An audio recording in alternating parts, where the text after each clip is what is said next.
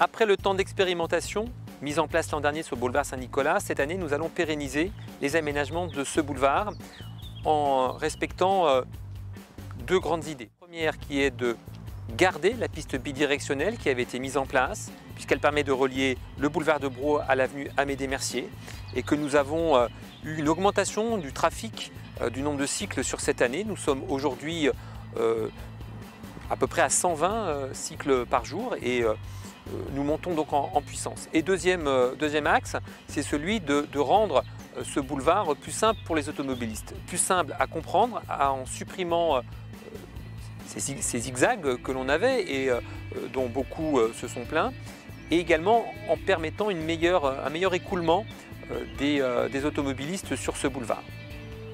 À quoi va-t-il ressembler? Il va y avoir un îlot central, plusieurs points, à 160 mètres d'îlot central au total, avec 13 arbres qui vont être plantés.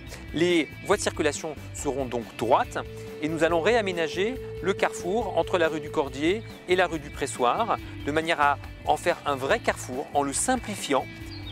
Les travaux vont durer un peu plus de 2 mois. Ils vont commencer au 21 juin par les travaux de reconfiguration de ce boulevard.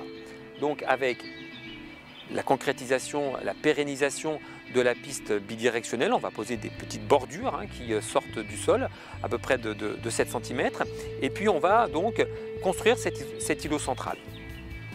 Dans un second temps, c'est le conseil départemental qui intervient à partir de la mi-juillet, pendant à peu près 3 semaines, pour reconstituer le tapis.